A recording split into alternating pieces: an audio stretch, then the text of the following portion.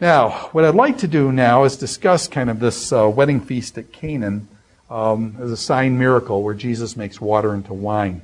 And what I would like to do is kind of go through a discussion. And by the way, this is one of these discussions where it's okay to disagree with the prof and things like that. But I'm going to give you my opinion, my way of looking at wine in the Bible kind of thing. It was a big topic when I was growing up. And it is still a big topic in terms of our culture. And so I just want to kind of reflect on what does the Bible teach on this the issue of wine, drinking alcohol, that kind of thing. So discussions of wine in John chapter 2, the wedding feast of Canaan.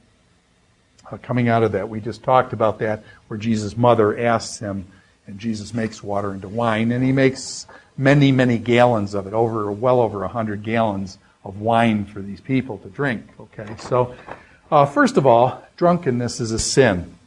Scripture is very clear, but before I do drunkenness as a sin, let me put a positive thing on this. Here's Ecclesiastes chapter 9, verse 7. Ecclesiastes 9:7 says, "Go eat your food with gladness, and drink your wine with a joyful heart." So this is Ecclesiastes chapter 9, verse 7. "Go eat your food with gladness, and drink your wine with a joyful heart, for it is now that God favors what you do." So the Bible is really not against alcohol. I mean, Ecclesiastes, now some people try to get rid of the book of Ecclesiastes. They don't like Ecclesiastes. But I think it's one of my favorite books, actually, and there's tremendous truth there, but you've got to sort through things. So go eat your food with gladness, drink your wine with a joyful heart, for it is now that God favors what you do. But the Scripture does note that drunkenness is a sin. In 1 Corinthians chapter 9, he's listing various sins, lying and stealing and things like that. And he lists drunkenness as one of those evils. You have the virtues and vices. And so one of the vices that's going to be talked about substantially is this vice of being drunk. So being drunk is a problem. 1 Corinthians chapter 5, verse 11, it says to separate from evils of drunkards, okay, and things like that. One of the Galatians 5:19, we have the fruits of the Spirit and the fruits of the flesh. Fruits of the Spirit and the fruits of the flesh. One of the fruits of the flesh is drunkenness. So it's listed as in the vice lists that are given in Scripture. Drunkenness is a problem. So drunkenness is bad. But then even with drunkenness, you've got to ask, what is the situation there? Does anybody remember the John Wayne movies of old? In days gone by, okay, John Wayne goes out there and some Indian arrow gets shot into his leg, and John Wayne is going to pull the arrow out by his own hand. He's going to pull this arrow out of it stuck in his leg. And before he pulls the arrow out of his leg, what does he do? Well, he drinks some whiskey. Now, why does he drink whiskey and things? You realize, and this is, my son just kind of told me this in terms of things, that why do most people die when they're shot and these types of things? It's not necessarily because of the shot itself, but it's more because of shock. Because of shock. And the body doesn't know how to respond. And so the body goes into shock, and the person dies from shock, not from the actual wound itself. And so John Wayne pulls out and he drinks his shot of whiskey. What's he trying to do? He's trying to kill the pain. So in certain situations, they didn't have anesthesia like we do. You know, a person goes in for an appendix, and you say, I don't want any anesthesia. I want to take it just like, yeah, right. They're going to cut your appendix out when you want to be awake for that. And so they use anesthesia. But in the old days, they didn't have that. So what they would do is they would drink alcohol to basically kill the pain, and then they would, John Wayne would pull the arrow out and things. And so be careful. You got to, it had function. Even getting drunk in that kind of a context had its function in ancient days to stop a person from going into shock. So, but drunkenness, now you realize that's a very rare thing. John Wayne, well, every movie John Wayne gets shot, but in real life, most people don't get shot every day, so it's a very rare thing that a person would go through. And so, anyway, drunkenness is a sin. Drunkenness is a sin, and that's the Bible's clear about that, absolutely clear about that. Now, let's look at some other things. The results of drinking is described in Scripture. Scripture doesn't leave it to your imagination. It describes things. And so Proverbs 31, when I say Proverbs 31 to you, what comes to mind? Okay, Proverbs 31, what comes to mind? Well, you say the virtuous woman, or the VW, the virtuous woman. But yet, there's a mother is going to teach his son, and here's what she says. It is not for you, it is not for kings, O Lemuel, not for kings to drink wine, nor rulers to crave beer. In other words, if you're a leader, stay away from wine and beer. This is the mother's advice. You can kind of hear the mother echoed in this thing.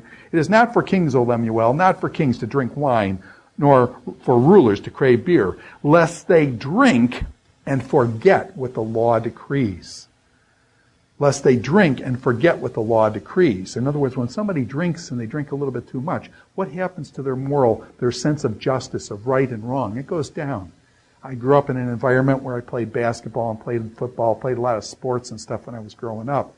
And after the basketball games, what would happen? Guys would go out and they would what? They would drink. Oh, they were under 18. Didn't matter, okay. But anyways, at those times, and guys that would go out and purposely try to get a girl drunk. Now, why would they get the girl drunk? They would purposely try to get her to drunk because then what happened? She would forget what the law decrees, and she would, her moral character would go down if they could get her drunk. And that was practiced at the high school I grew up in, probably most of what you do now, although I guess we use other substances today, but that was what we used back in my day and things. And so, okay, and so this mother is warning kings, stay away from this. If you're in leadership, you better keep your right mind, because when you're a leader and you get drunk and you forget what the law decrees, you're going to hurt people. Now here's another one, and this is kind of humorous actually, from Proverbs chapter 23, verses 31 to 35. Proverbs 23, 31 following.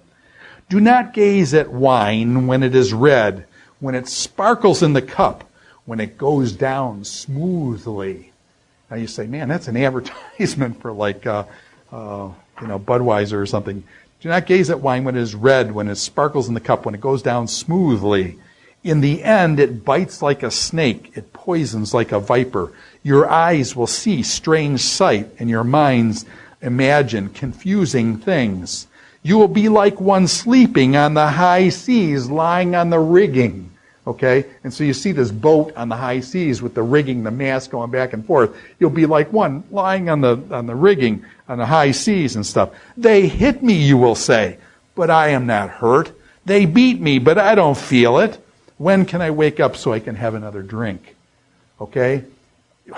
You take a lamb, give him a little wine, all of a sudden the lamb turns into a lion. I'm, tough guy now. You can hit me, but I won't feel it and stuff. I can take this, and because the person's drunk. Okay? And so this kind of thing of taking wine and getting all of a sudden big courageous, and I think we've all seen people, and we've had friends like that anyways, they would pick a fight, and they would not normally pick a fight, but you give them a few beers and things like that, and all of a sudden the guy's off. He's the big courageous person. Now here's another one from Proverbs 23:20. Do not join those who drink too much wine or gorge themselves on meat, for drunkards and gluttons become poor. For drunkards and gluttons become poor. And all of us have seen people who are into alcohol and just seen the way, it's led to poverty in their life. And they get trapped in this downward spiral and things because they're drunk and stuff. It says, drunkards and gluttons are become poor, and drowsiness clothes them in rags. And so it's warning, saying there's a connection between drinking too much and one's poverty. And it's just saying, be careful with this stuff. So Proverbs actually has quite a few sections on this. But wine was used for medicine. Back in those days, wine was used for medicine. So Paul, in 1 Timothy chapter 5, verses 23 and following, Paul tells Timothy, he says, Timothy, stop drinking the water. Drink a little wine for your stomach's sake.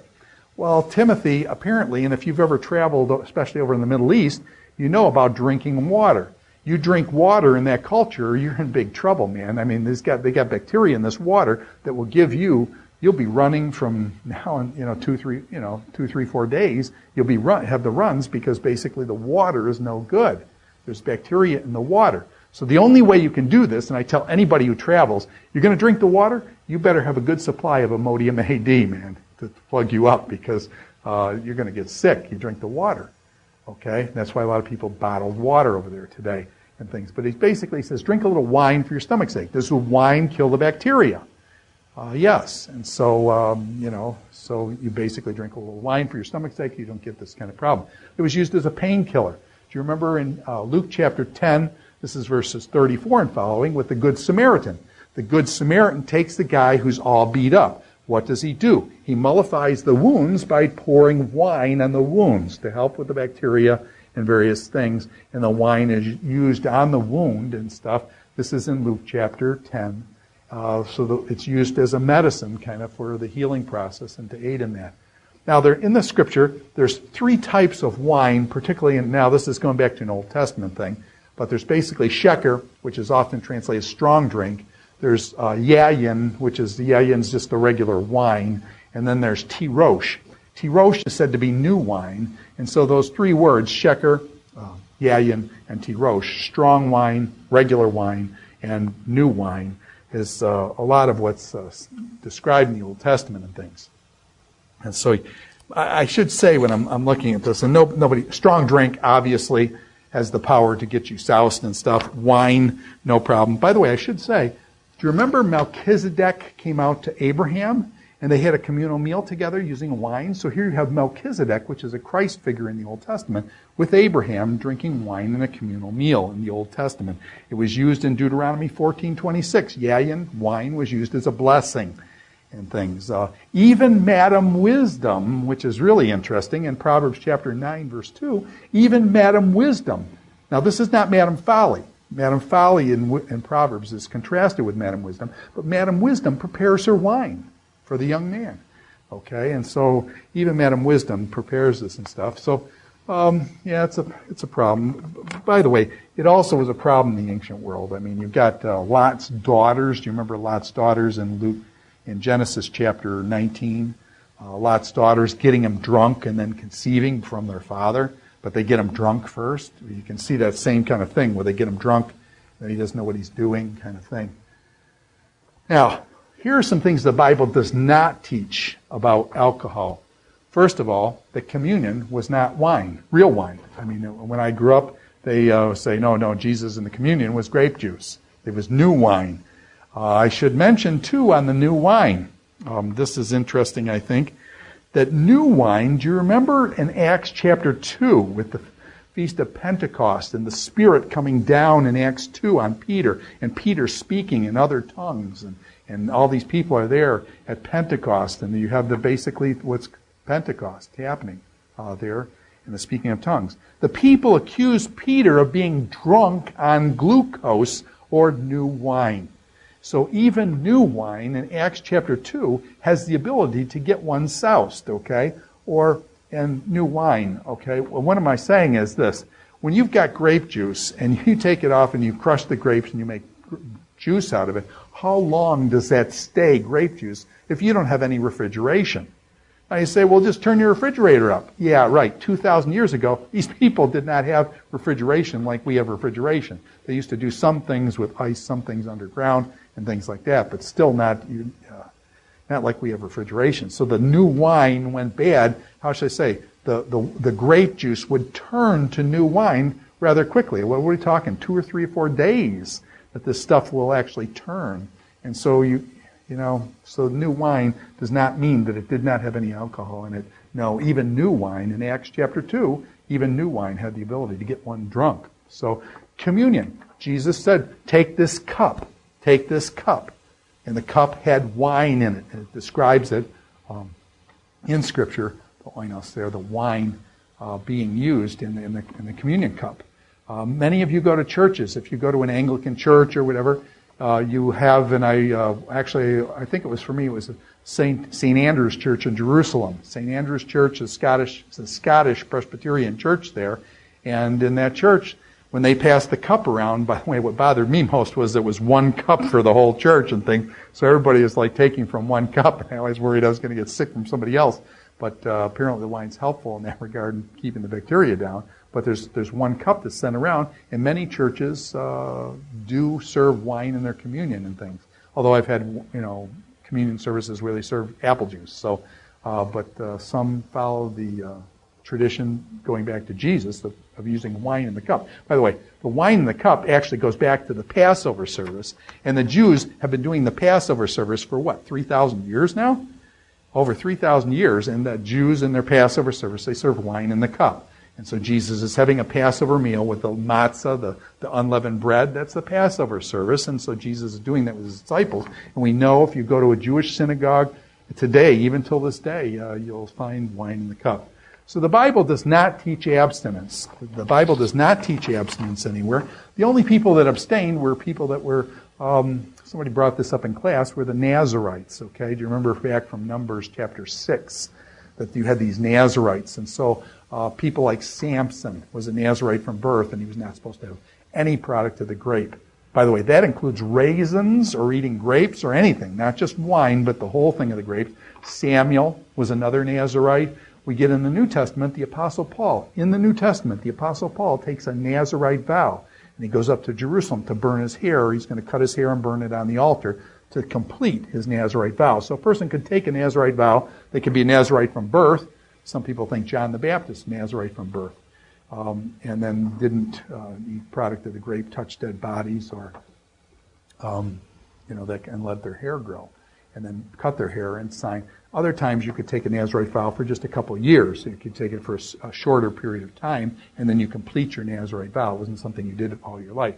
But anyways, the Bible, other than the Nazarite vow, which was a special vow for a very few people in the Old Testament, Jesus, by the way, was not a Nazarite. Jesus was not a Nazarite. Jesus drank wine. And even if it were grape juice, a Nazarite could not drink anything from the grape. Jesus was a Nazarene. That means he's from the town of Nazareth. He was not a Nazarite like number 6. Okay, so you got to separate those out. The Bible nowhere teaches abstinence. Now, you say, okay, Hildebrandt, you're teaching all these positive things on wine. Let's go back the other way. I think there's major problems in our culture. I've got statistics here, and these are dated statistics now, that in America, over 200,000 people die every year as a result of alcohol and alcohol-related incidents and accidents and diseases and things like that. 200,000. That is a lot of people to die, okay? 2 years of that is more than died in the Vietnam War. And so there's huge costs now. And you think how many times these guys were out in a boat and they were partying, and this happened in Rhode Island. The boat sinks and capsizes, and these 3 guys that are drunk, they end up getting drowned and things. And so we've seen this happen. I had a good friend. His name was Eric. And I taught Eric. He had red hair. He's a fiery young man, really bright individual, and just a really great kid. And I really bonded to him. He's like just love this kid. And he goes back home to the Philadelphia area. He's out coming back from a Christian concert some night. It's 2, 3 in the morning. A drunk runs a stop sign. This is in rural Pennsylvania. Runs a stop sign. He's going through, T-bones him and kills Eric. Instantly killed. And all these accidents, what happens? The drunk walks away. The drunk walks away. Eric, my friend Eric, is in the ground today dead because the drunk hit him and killed him. Now that, how should I say, that angers me.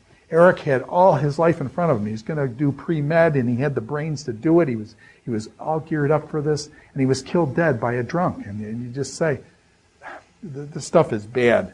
And I just think, I used to counsel with a woman named Karen, and her husband was an alcoholic. And he would come home, and he would take a 2x4, and he'd put it through the wall of the house when he was drunk.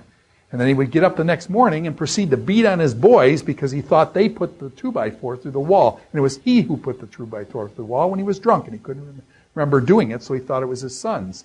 And so she had all sorts of, have you seen the damage that alcoholism does in a family?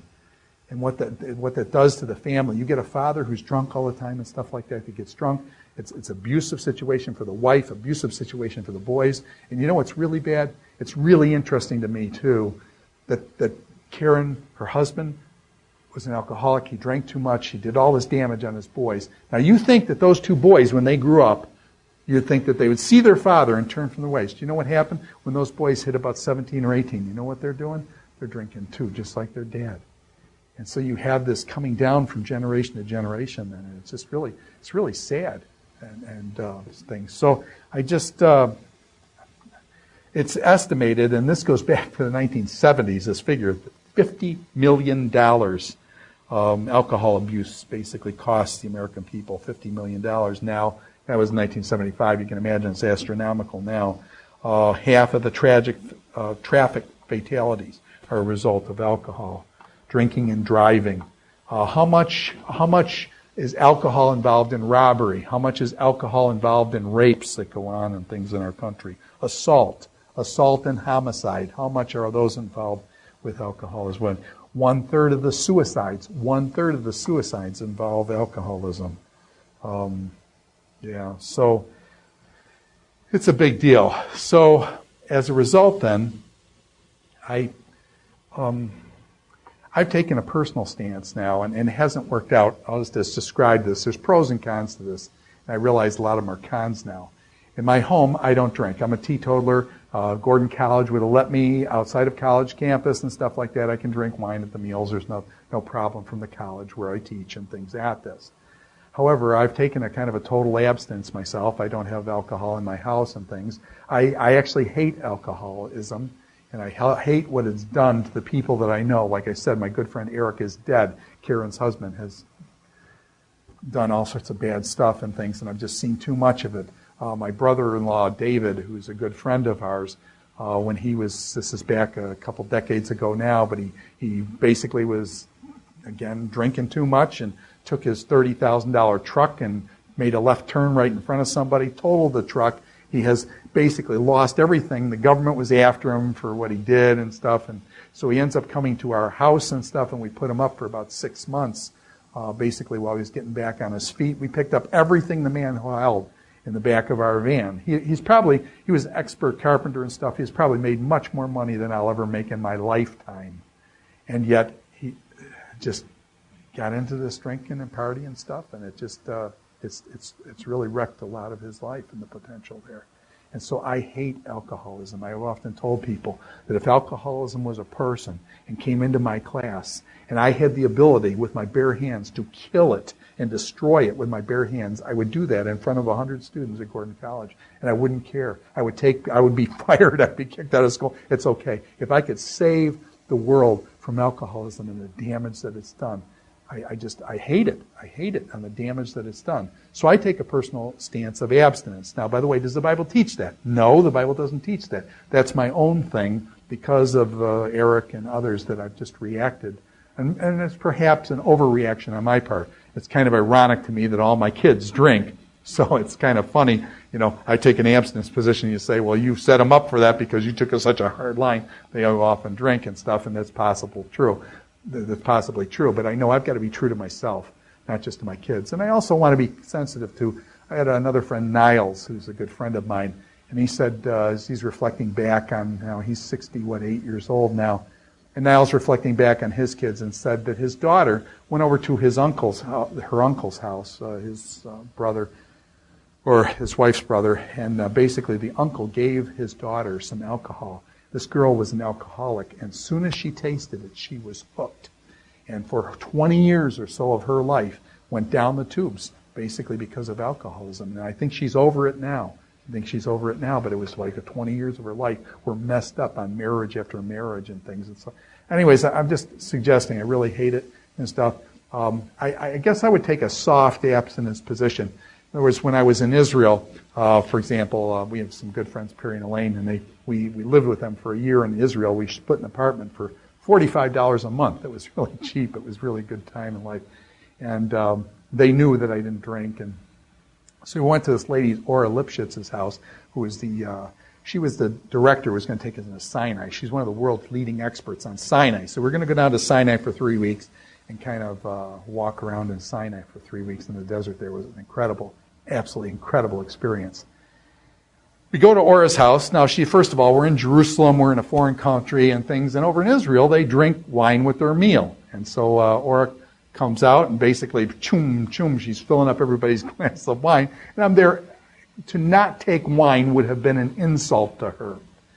And so basically I say, hey, no, I'll drink the wine. It's okay. Now, personally, I usually don't, but because I don't want to be an offense to her, I'll drink the wine and stuff. And so I remember that night, I thought, well, hey, Perry and Elaine never seen me drink wine before, so I drink wine. So I pretended like I was drunk.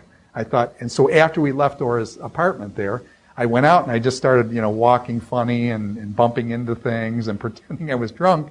And they just looked at me and they treated me normally, even though I pretended I was drunk. So then I was trying to pull a joke, and it was kind of a sick joke. But anyway, so then I realized, oh, well. So then I just started acting normal again, which is pretty close anyways. But I remember at the end of the year when we were leaving Imperial Lane, we're staying in Israel and things, at the end of the year, they were reflecting on the year. And they said, oh, we remember when you got drunk and stuff. So I did fake them out. And it was kind of funny. But anyways, let me just a couple other factors that play into this. 1 Corinthians chapter 6, verse 12 says, all things are lawful to me, but all things are not profitable. All things are lawful, but all things are not profitable. And I guess my thing is to find the good things in life and go after the good things. And I find people fascinating with always trying to play on the line, see how far they can go over the line and stuff. And I guess my thing is I don't want to waste life. Life is too short. I don't want to waste life on bad stuff. I want to spend life on the stuff that's the good stuff, the best stuff. Yeah, the good stuff. What is the good stuff? The good stuff's spending time talking to your wife, watching movies with your family, and going out and doing things with your family and friends and things like that. Not doing all this stuff. So think about that. The weaker brother argument, I think, is strong too. If somebody sees you drinking and drinking alcohol and things, then they may use that as an excuse to say, well, so-and-so drinks, therefore I can drink. Now, I know that's a dumb argument, but some people may do that, and I don't want anybody ever pointing a finger at me and saying, you're the one who got me started because I saw what you did, therefore I went and did it, and things. So be careful about your weaker brother. That's coming from Romans chapter 14, the weaker brother argument. Other people say if you doubt about something, don't do it. And then the other big question is, what is the chief end of man? Let me ask you the Westminster Confession statement, which I think is absolutely brilliant. What is the chief end of man? What is the chief end of humankind? To glorify God and enjoy Him forever. So I've got to ask, does this activity that I'm suggesting here glorify God and enjoy Him forever kind of thing? And so I think those are some things. And so, but then again, you got to ask, you're in a foreign country, you don't want to insult people and things. So I take a position I would call soft abstinence then around the corners and stuff. At my daughter's wedding or whatever, she would have champagne and things. I would take it even though I hate champagne. But anyway, so, okay. So these are just some reflections on this water to wine type of thing. And further thoughts, 1 Corinthians 6:12 and the weaker brother argument over in Romans chapter 14. And Christian liberty, I'm free to do it, Christian liberty. But the question is it good? Is it the best? Is it going to be edifying? Is it going to be beneficial to other people and things? And what does love demand? What does love demand? So those would be things. Now, so that's why I call soft abstinence. And largely I do abstinence in honor of my friend Eric and other people that I've known that have struggled with this.